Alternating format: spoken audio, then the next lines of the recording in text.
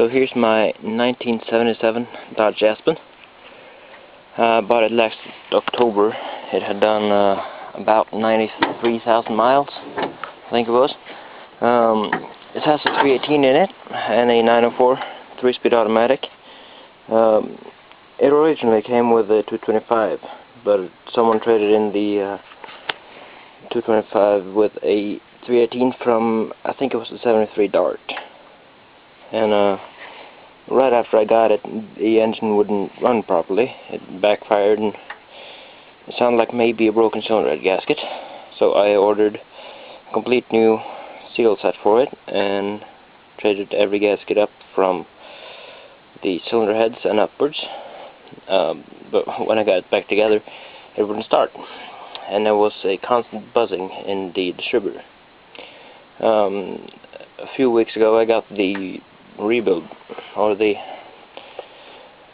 workshop manual for it, and after some searching after the problem, I ended up with a broken ignition module, which I traded because I bought another Aspen, which I'll pick up by the end of next month, I'm thinking.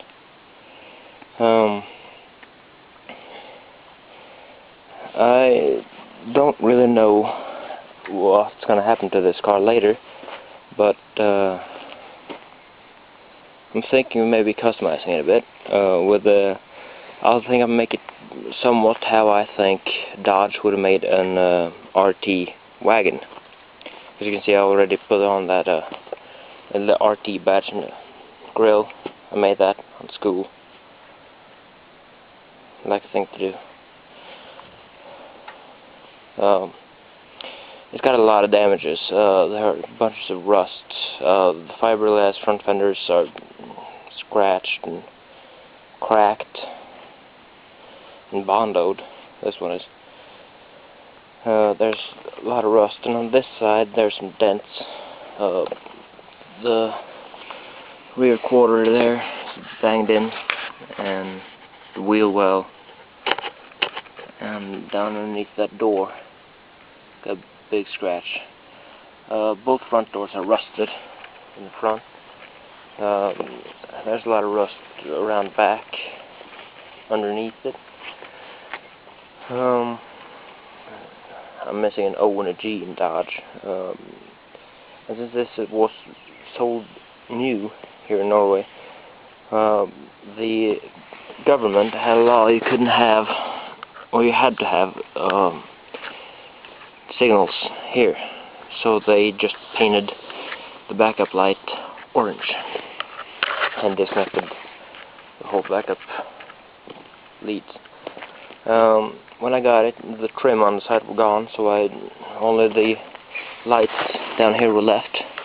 So I picked those out, and later I got the whole trim set for it, but it's a bit ruined. It's not completely intact. So I'm thinking of just removing all the clips for it and welding those holes back up, and maybe a few other modifications. You can see there's a lot of rust around here. Someone's actually welded down here once. I can see it on the back. There's really bad work. Someone put this pipe on but didn't think about the clearance when it comes to the wheel, so that's ground a hole in the exhaust. There's a lot of rust continued down here, and over there, the door again. The seats are quite torn. You can see the rear seat here, it's a bit torn up there. I don't really know how they got that done. I got a lot of crap in the back. I use it as a farm car. I have some wood with it. The front seat's torn, and the springs are dead, so the whole seat's collapsed. When you're sitting in it, doesn't feel good at all. The gray dash panel that was here was cracked and glued back together and falling apart, so I removed that altogether, thinking of getting a new one, but that's hard to get. I put in a tachometer just for sake of finding out your idle RPM. I was adjusting that, and I haven't removed it yet. It had an 8-track in it, so all the wires were there down there, but that had a slacking belt in it, so it didn't work properly. But I got it up and running. I can start it up for you here.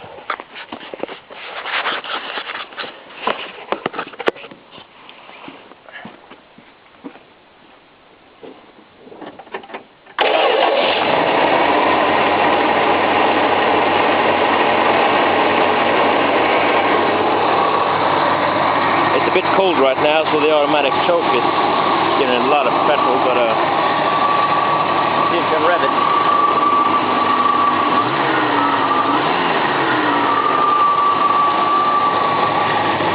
Go around back to the exhaust. It's really sputtering back here too. I don't think it's firing on all cylinders. I think it might be a bit of a problem somewhere.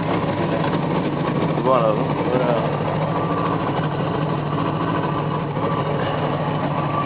But I'm satisfied right now because it runs, and although it drinks gas like a drunker drinks, I guess.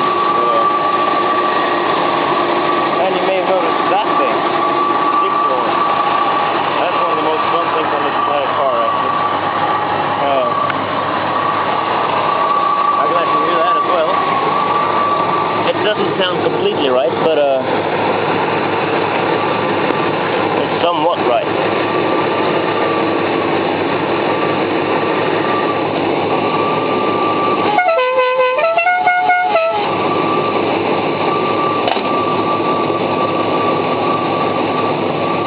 That was that, and